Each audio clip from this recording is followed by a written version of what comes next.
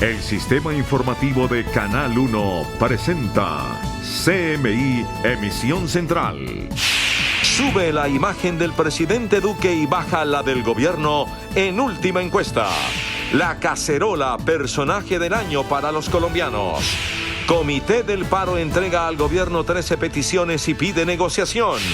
Avanza aprobación de reforma tributaria en la Cámara. Senado levantó sesión. Presidente de la Corte Suprema asegura que minorías de ese tribunal extorsionan cuando bloquean. Procurador dice que curules para víctimas ya está aprobado y debe ir a sanción presidencial. En el país hay 200.000 cuerpos sin identificar en fosas comunes, dice Medicina Legal.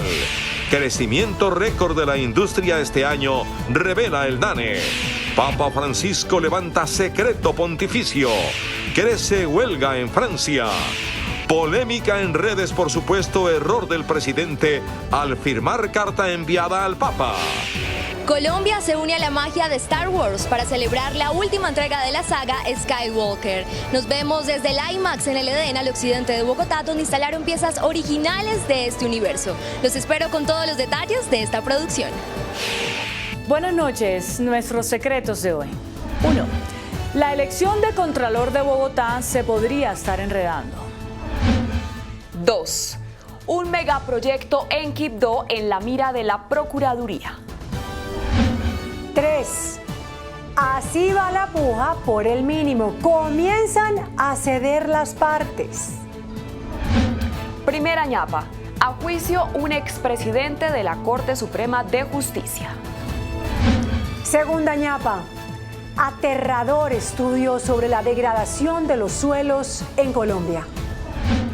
Y mi ñapa. Amoroso, tierno y honesto testimonio de la nueva alcaldesa Claudia López.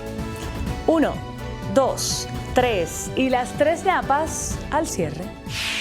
Buenas noches. CMI revela la última gran encuesta de este año del Centro Nacional de Consultoría sobre la imagen del presidente Duque y de los integrantes de su gabinete ministerial. Estos son los resultados.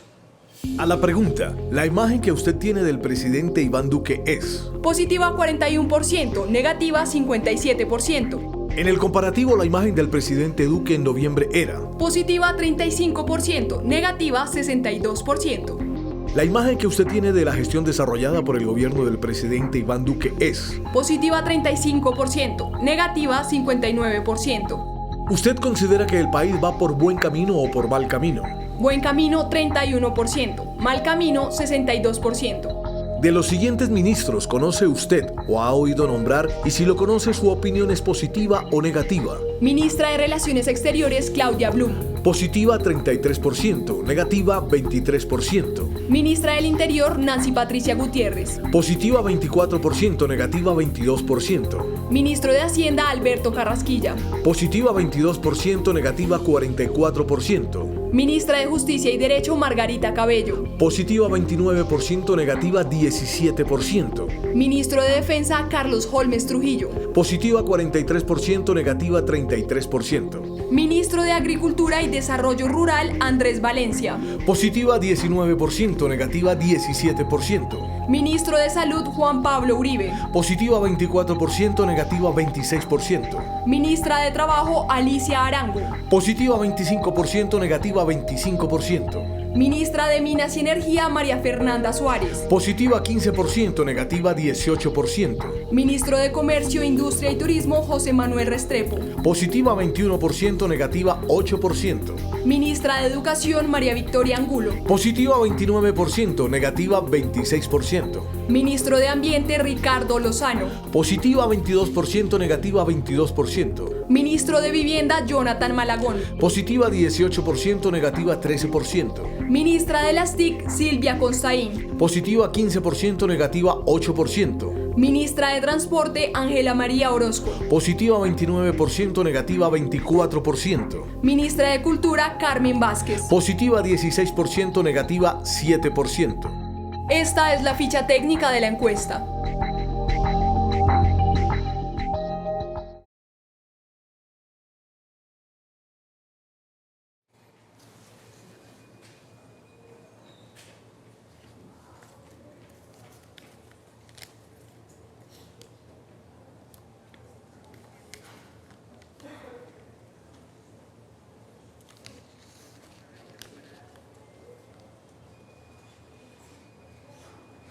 Y los colombianos eligieron a La Cacerola como el personaje del año en una encuesta realizada por el Centro Nacional de Consultoría para CMI.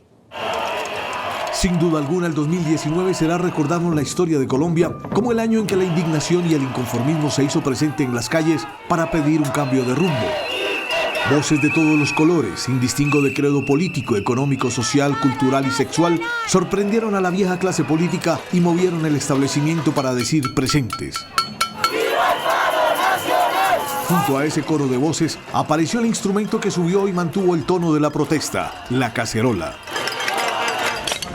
Calles llenas de indignación reprimida por años y que hoy, gracias a, entre otras cosas, la desaparición de las FARC como elemento de estigmatización, vuelca el inconformismo de una nueva generación que perdió el miedo y se atrevió a gritar. Es una ciudadanía que comienza a ser libre, que pierde el miedo de expresar lo que siente, que pierde el miedo de la calle. Se les volvió moda ahora que están todos estos socialistas alborotados en América Latina otra vez. Es el símbolo de nuevas causas que se suman a las causas tradicionales de la lucha social en Colombia. Estamos ante la emancipación de la ciudadanía y la cacerola es el instrumento que tiene la gente a mano para expresar ese descontento. Las manos que exhiben la cacerola y que se movilizan en las calles son otras. Los corporativizados sindicatos dieron paso a una nueva generación sin líderes visibles, pero convertidos en héroes populares de las calles. Es la revolución digital, la invasión de las redes sociales. La cacerola es un símbolo del descontento de la ciudadanía. Es un símbolo de manifestación, es un ruido, es un estruendo. El sonido per se no dice nada, pero cuando se suma una y otra creo que es eso, representa todo lo que está tapado, lo que no hemos podido expresar. Es una manera pacífica de protestar, es una manera de demostrar el inconformismo que tenemos todos. La cacerola es un instrumento de protesta que camina por el mundo desde 1830. Apareció en manos de los opositores a Luis Felipe I de Francia. Se hizo popular desde 1832. En nuestro continente en las últimas décadas han sonado cacerolas en Chile, Argentina, Venezuela y Colombia. El ranking de los personajes del año fue La Cacerola y el Paro Nacional 31%, Iván Duque 17%, Egan Bernal 13%, Claudia López 7% y la selección colombiana de fútbol femenino 5%. Esta es la ficha técnica. Y entre tanto, sin avances, finalizó esta noche una nueva reunión entre delegados del gobierno y los promotores del paro, quienes entregaron una agenda de 13 puntos y 104 temas para abrir una mesa de negociación. Durante la quinta reunión con los delegados del presidente Iván Duque, el Comité Nacional del Paro entregó una agenda para la negociación con el gobierno nacional con 13 puntos y 104 temas. Que habla de que es garantizar el ejercicio del derecho a la protesta, así como la libertad inmediata de las personas detenidas en las protestas y los presos políticos, o caso de que se revise la política de seguridad y defensa nacional. El Comité Nacional del Paro considera que tras la entrega de su documento, el gobierno debe darle carácter de mesa de negociación a los diálogos con los enviados del mandatario. No hay ningún avance y quedamos en la mesa esperando a ver si de pronto el gobierno atina a aceptarnos el tema de la negociación. En el entendido de que no es un problema meramente de nombre. Y evaluaremos posibles nuevas medidas de movilización para este mes y el próximo año que se viene. El Comité Nacional del Paro y los delegados del presidente acordaron una nueva reunión para el viernes. Y hace pocos minutos fue levantada la plenaria de la Cámara de Representantes tras votar el 90% del proyecto de reforma tributaria. Edgar Leyton, buenas noches. Detalles de lo que ya se aprobó. Muy buenas noches. Efectivamente, hace breves minutos, son las 9:10 de la noche, hace breves minutos, el presidente de la Cámara de Representantes levantó la plenaria, se aprobó cerca del 90% del articulado. Y uno de los puntos más importantes es que las cesantías, el retiro de las cesantías, no tendrá 4 por 1000. A pesar de gritos y peleas, la tributaria avanzó en la Cámara de Representantes. No vamos a aumentar la base de las personas naturales obligadas a declarar. Quiere decir que si hoy en día, por el nivel de ingresos, usted no está obligado a declarar, va a seguir sin la obligación de declarar el año entrante. Que en los picos bajos, que son el mes de enero, el mes de julio y el mes de octubre del comercio, los comerciantes puedan tener mayor trabajo y puedan tener estable a sus empleados. a cerca de 2.8 millones de familias colombianas que van a recibir más de 2 billones de pesos. No queremos gravar a las cesantías, al retiro de cesantías, al gravamen a los movimientos financieros. Para que también los que tienen procesos con esa entidad puedan llegar a acuerdos con los mismos beneficios. Otro de los puntos que se aprobó esta noche es que habrá un impuesto al consumo de cannabis. La discusión y aprobación de los pocos artículos que le faltan a la tributaria continuará mañana a las 10 de la mañana. Desde el Congreso de la República, Edgar Leyton para CMI La Noticia. Bueno, pero mientras esto pasó en la Cámara de Representantes, Edgar, por un error de procedimiento, al no ser declarada la sesión permanente, fue levantada la plenaria del Senado justo cuando se discutía el proyecto de reforma tributaria. Aunque ya habían intervenido varios senadores de la oposición pidiendo archivar la iniciativa, el presidente del Senado, Lidio García, llamó la atención de la plenaria porque nadie solicitó declarar la sesión permanente tras 4 horas de discusión.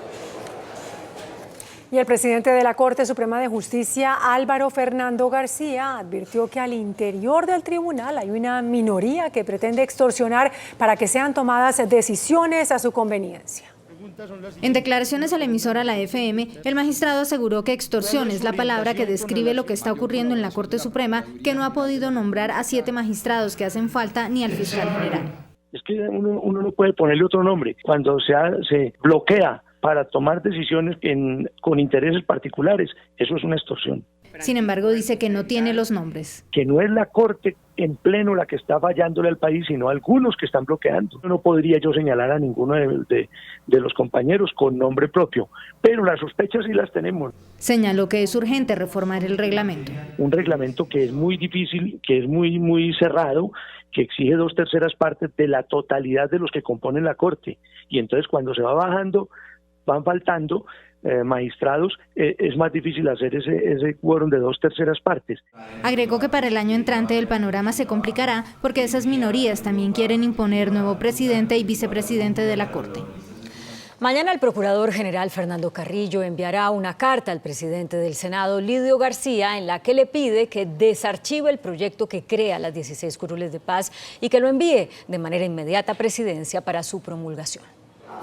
Luego de que el gobierno anunciara que radicará en la próxima legislatura un proyecto para crear las curules para las víctimas del conflicto, como quedó consignado en el acuerdo de paz, el procurador le envió una carta de 2 páginas al presidente del Senado, Lidio García, en la que le pide que se desarchive el proyecto que ya fue debatido en el Congreso en 2017. Lo exhorto a revocar la decisión de su antecesor y enviar el proyecto al presidente para su promulgación. La Procuraduría considera que el entonces presidente del Senado, Efraín Cepeda, debía enviar el proyecto para sanción presidencial, dado que el quórum se había reducido. El mencionado proyecto obtuvo 50 votos, los cuales sin lugar a dudas fueron suficientes para entender que la propuesta fue aprobada. Para la Procuraduría hubo una interpretación indebida por parte del senador Cepeda además, en la sesión que se debatió la conciliación del proyecto. Y también la Procuraduría le pidió a la Superintendencia de Salud que adelante una intervención con fines de liquidación a la EPS Medimas.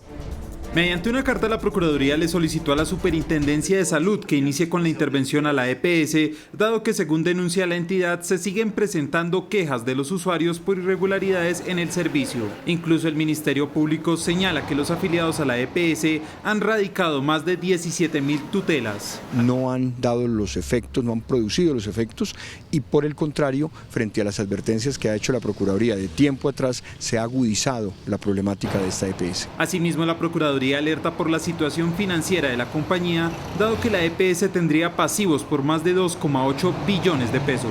Evidenciamos además pagos anticipados por servicios de salud sin auditoría médica, lo cual pone en riesgo los recursos del sistema de salud. La Procuraduría pide que se garantice la prestación del servicio de salud para los usuarios.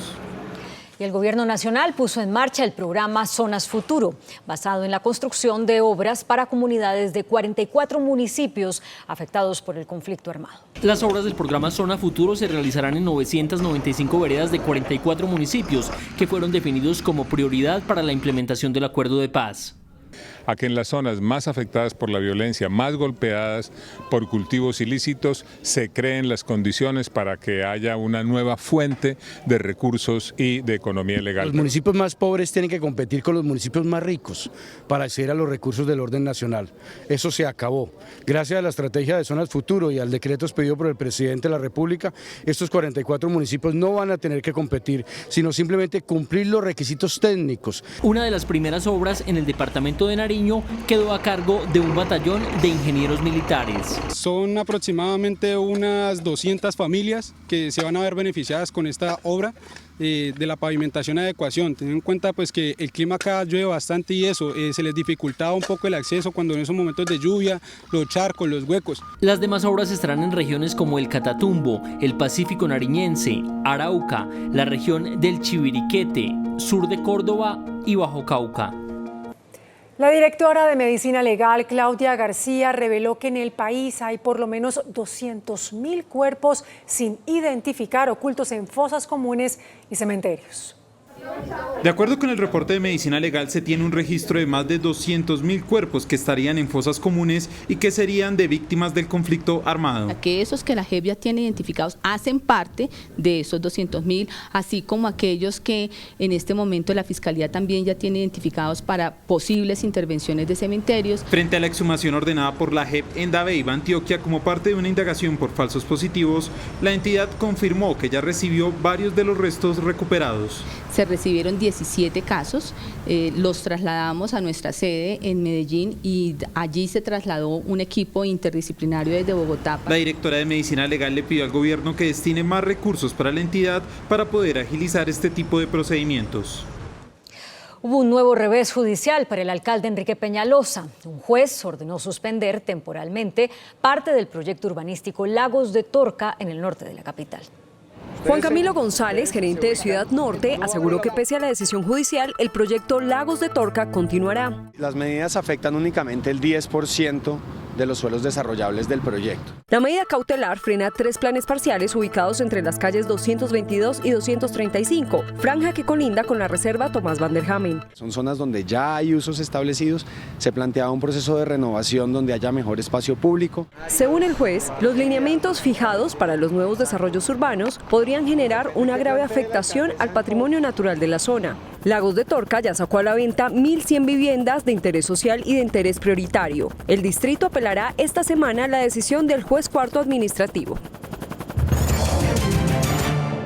En octubre, la producción industrial registró un crecimiento del 3.1% según el DANE.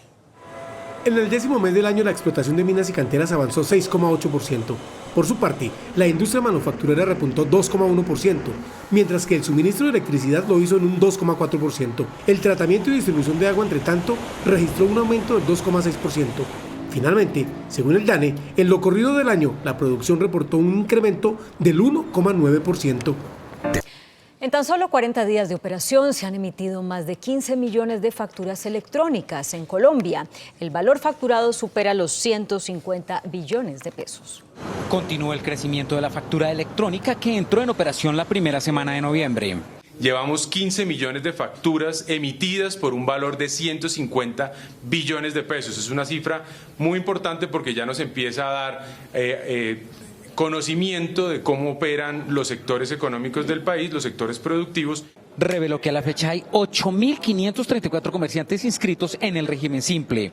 Generan algo muy importante, un recaudo de 71.000 millones de pesos. La meta para agosto de 2020 es sumar 20.000 nuevos contribuyentes en este régimen.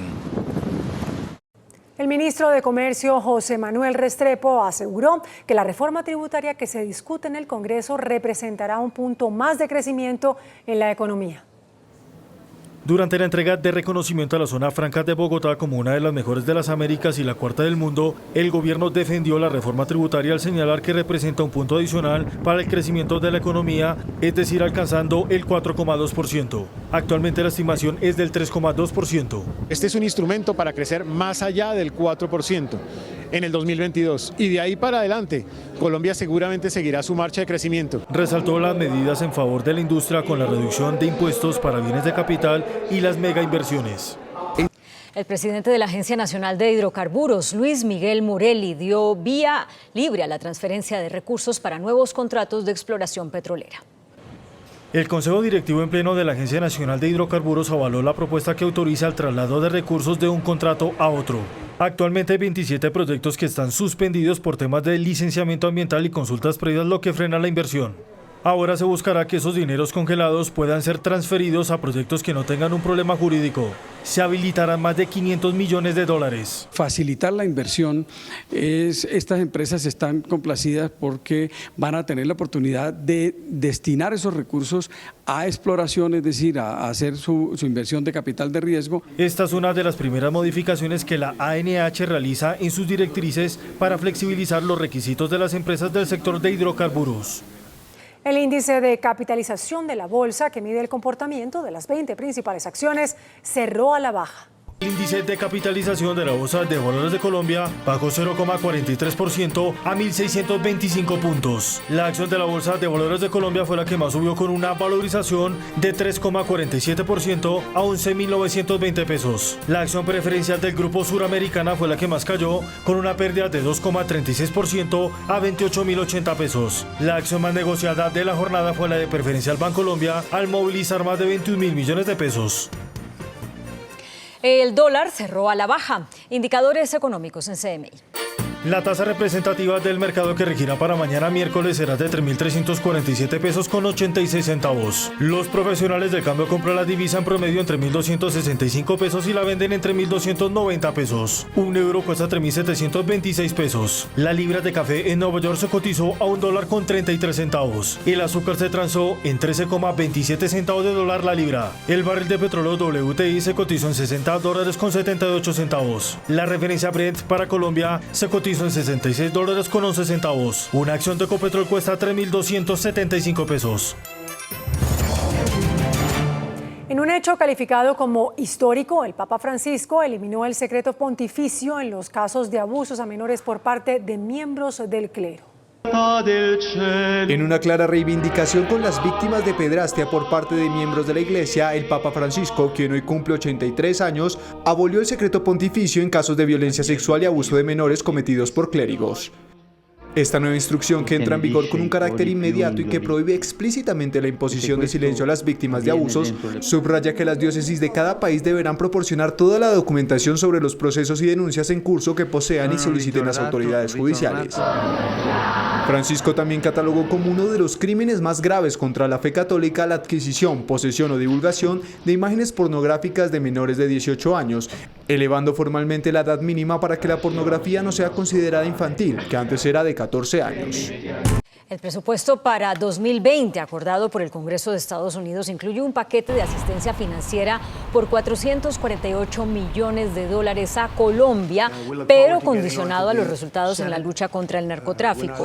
Colombia también recibirá unos fondos para enfrentar la crisis humanitaria por el éxodo de venezolanos. Estos ascienden a $400 millones.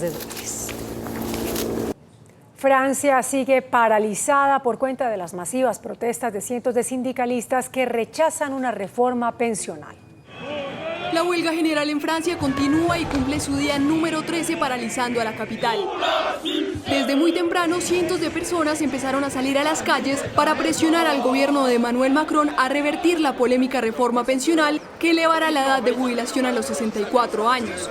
L'enjeu maintenant, c'est effectivement de durer, c'est de montrer d'abord qu'aujourd'hui l'enjeu était énorme, de montrer que le mouvement s'enracine.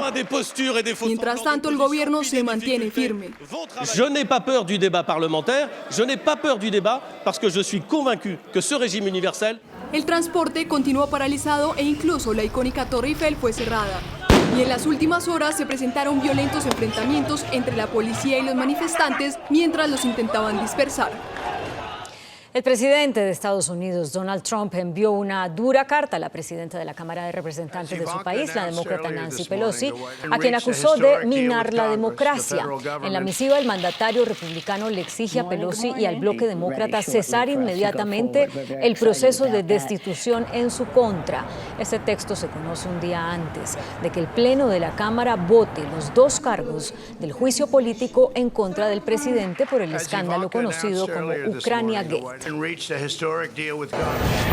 En Pereira se encuentra uno de los pesebres más grandes del mundo. Después de comerciales, los detalles de este montaje que recrea una cena tradicional navideña. Los espero desde la premier de la aclamada película Star Wars, El ascenso de Skywalker.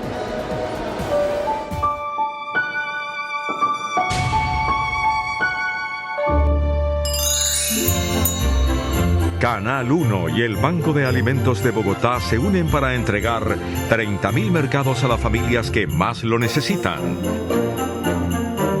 Haga su donación en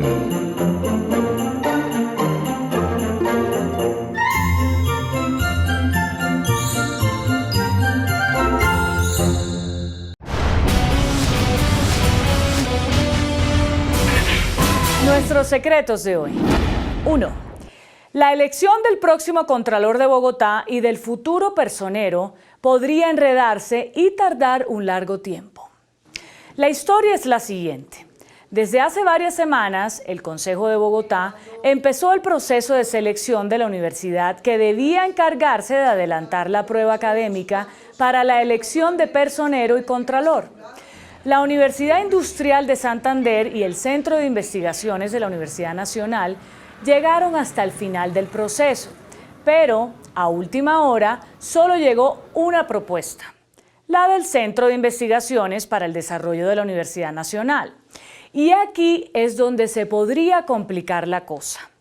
Resulta que Edna Bonilla, designada como secretaria de Educación por la alcaldesa electa de Bogotá, Claudia López, es catedrática y fue subdirectora de ese centro de investigaciones. Algunos concejales tienen dudas sobre si el Centro de Investigaciones de la Nacional debe participar en el proceso de selección de las cabezas de los organismos de control cuando una de sus docentes, quien será la próxima secretaria de Educación, será objeto, precisamente, de control y seguimiento por parte del próximo Contralor y personero. ¿Qué dirán los doctores que tiene la Santa Madre Iglesia? 2. La Procuraduría le pidió a la alcaldesa de Quibdó, Mari Urrutia, que tome medidas para prevenir un descalabro. La Procuraduría dice que se pueden presentar irregularidades en uno de los proyectos con mayor inversión en el municipio. Se trata de la ampliación de la unidad deportiva El Caraño, la cual tendrá un coste de 13.000 millones de pesos. En una carta, la Procuraduría denuncia que la licitación corre el riesgo de no ser transparente, dado que no se ha dado a conocer cuáles serán los diseños que permitan establecer la viabilidad del proyecto, su impacto ambiental, económico y social. En la misiva, de 11 páginas, el Ministerio Público plantea 8 cuestionamientos sobre el proyecto y le pide a la alcaldesa que conteste las inquietudes en un plazo de 3 días hábiles. 3. Las posiciones en la Comisión de Concertación sobre el salario mínimo parecen alejadas. Sin embargo, empresarios y sindicatos empiezan a identificar puntos para buscar un consenso.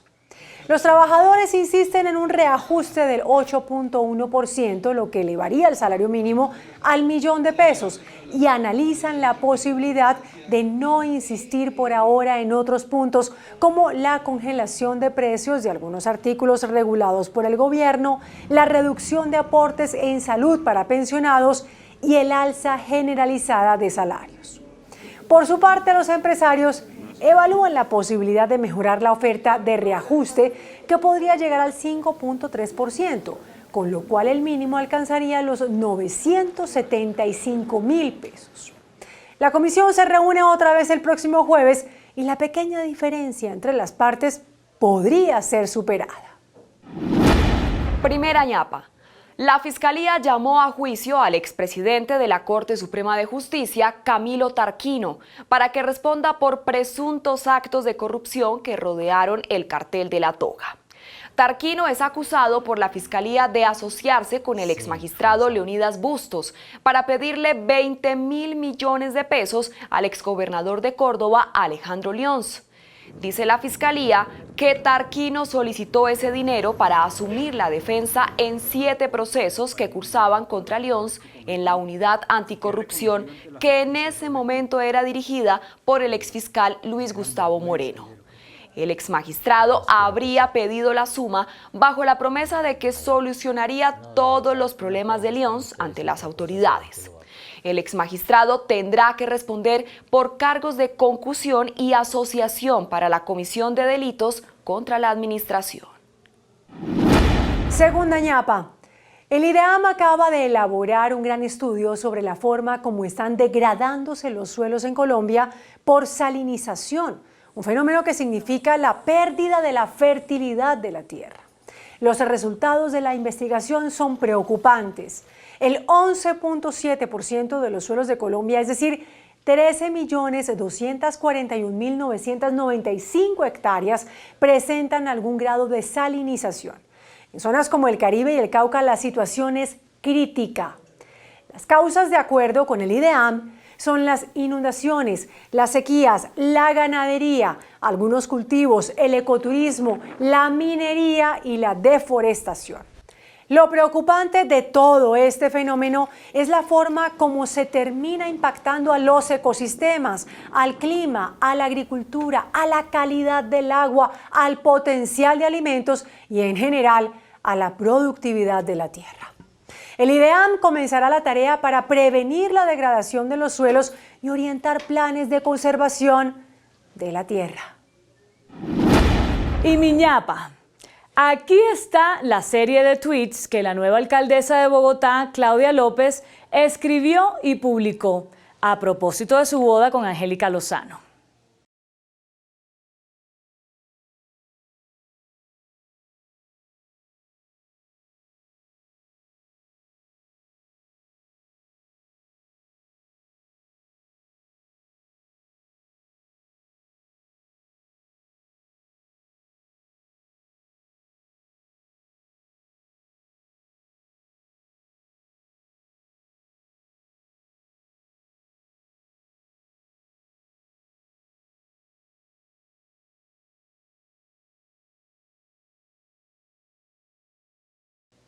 Y es una notificación al mundo entero.